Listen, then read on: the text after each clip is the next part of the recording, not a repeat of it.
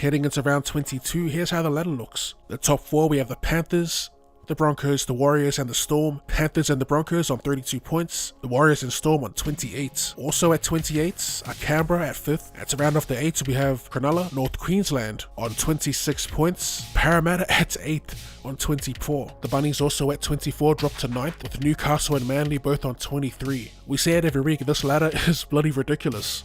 Just how close it is in terms of points. As for our picks last week, we went 6 from 8, with the Storm and the Sharkies ultimately letting us down, and for the bakery, only 1 pie was bought, and that was Gordoni Stags. Hopefully we can do better this week on that. We've got some interesting games ahead, bit of a milestone for one of the vets in the league as well. Let's take a look at what's on the cards.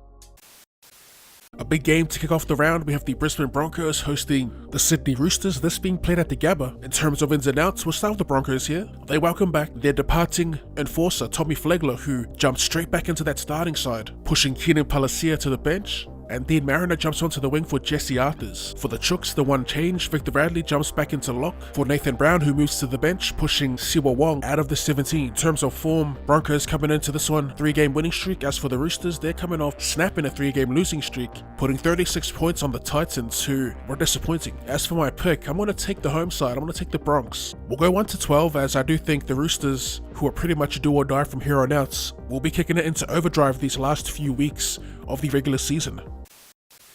To kick off Friday's doubleheader, we have West Tigers taking on the South Sydney Rabbitohs, this being played in Tamworth. A couple of big returns from both sides. Starting with the Tigers, we got their playmaker Luke Brooks. He makes his return from a hamstring injury that was back in round 15. Charlie Staines also makes his way back, with young winger Junior Tupou shifting from the wing to the centres. They also welcome back Sean Bloor to the bench. For the Bunnies, after being debated last week by being named in the side, Latrell Mitchell makes his way back in his preferred position. Jai Arrow moves to the front row, Jacob Host to the back row, and Jed Cartwright comes to the bench, pushing rookie Tallis Duncan out of the 17. My pick for this game, look, the Bunnies, they're desperate. Currently 1 from their last 5. We're back in the big bounce back against a much lesser side on the Tigers.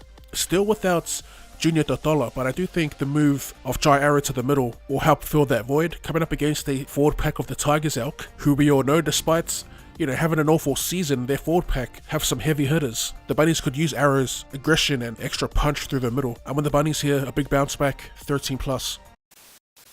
The second match for Friday Night Footy, we have the Melbourne Storm hosting the Parramatta Eels, this being played in Melbourne at Marvel Stadium. In terms of ins and outs, plenty missing for the Storm. We'll start there. Justin Olam, Nelson Asofa Solomona, Remus Smith and Tarek Sims. So with both centres out, they got young Tonu Maipe'a and Marian Seve coming back into the side. Tom Eisenhuth replaces Big Nels, and Eliesa Katoa makes his return from an eye injury in the nick of time, replacing Tarek Sims. Torrin Wishart joins the bench. For Parramatta, they're without Sean Lane, so Andrew Davies slides in, and joining the bench, Joey Lussick, who just joined the Eels from Saints over in England this week. A super interesting game this, as I do think it's a bit of a coin flip. If the Eels had Reg, I'd be inclined to take an upset here. I tipped an upset when they played first time, and that was at Combank. They did have Reg at that time as well, and they still lost. But yeah, not this week. We're going to stick with the Storm and the Eels to keep it close. Give me the Storm 1 to 12.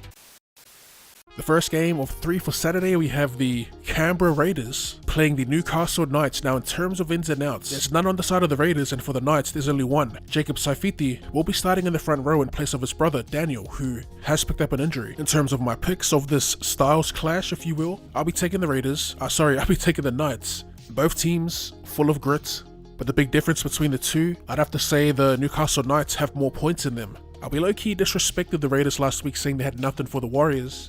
And granted, they did take it into golden point extra time.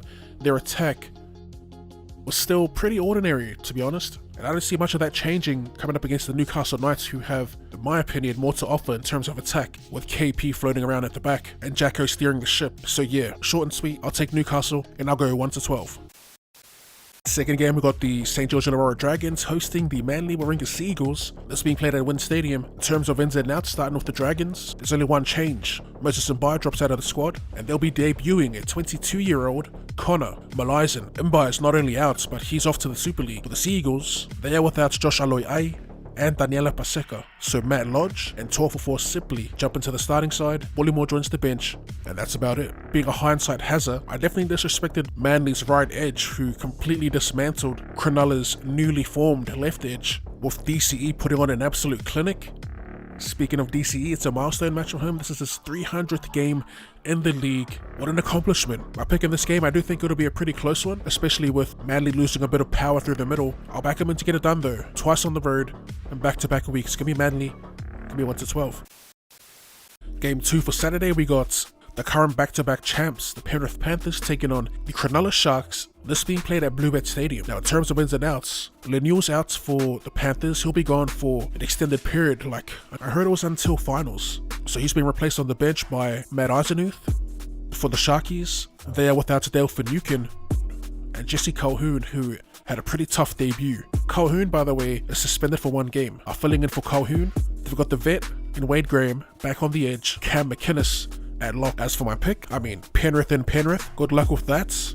We saw the Sharks left edge get picked apart last week, and now they're coming up against one of the best right edges in the league, or you could say the best. I do like that the Sharks have a veteran in Wade Graham out there to kind of shore things up, but it'll be interesting to see how he handles the peppering of the Panthers, who will no doubt test his fitness. I'm on the Panthers, 13+.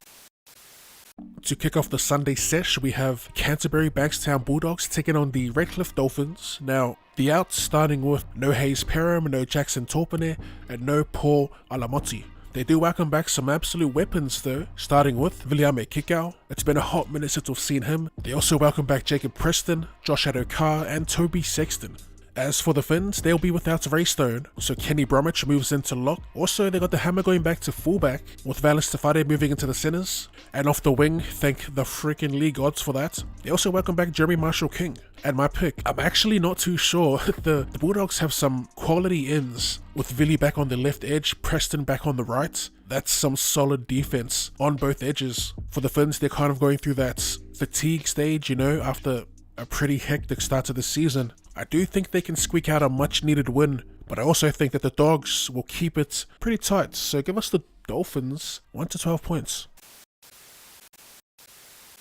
And to cap off the round of footy, we have a Queensland derby between the North Queensland Cowboys and the Gold Coast Titans. This being played at Cbus Super Stadium. Ins and outs, starting with the Cowboys, they're without Jeremiah Nanai and Griffin Neem. A big loss in Nanai, obviously, but their back row depth is kind of crazy. They got the rookie Kulikefu Finefiuiaki moving into the starting side, and Sam McIntyre joins the bench. They also have Jermaine Taunor-Brown filling in for Griffin Neem. For the Titans, still no Tino Fa'asua Maliawi. There's no one on the outs list, but I do see a few ins in Shop, Mamalo, Leeming, and Mikaele, but none of them making the 17. As for my pick in this, a super disappointing performance last week from the Titans. At home as well was their game to make a statement against one of the bigwigs in the Roosters, and they're terrible. The other side, you have the Cowboys, who are red hot at the moment, which has me leaning towards them this game. It's hard not to ride the momentum they're on at the moment. Currently on a 6-game winning streak, I think they keep it going. Give me the Cowboys, give me 13+. And that about wraps up this week's tips. So we have the Broncos 1-12, the Bunnies 13+, the Storm 1-12, the Knights 1-12, Manly 1-12, Panthers 13+, the Finns 1-12, and the Cowboys 13+. Not too sure on who all the faves are. That might be all faves. As per, there'll be a list of Oddski's Bakery, aka Try Scorers. And if you got any tips of your own, let us know in the comment section down below. If you enjoyed that, be sure to run straight that like button. And for more rugby league related content, or more content in general, go ahead and sub to the channel. Thanks for tuning in, and I'll see you later.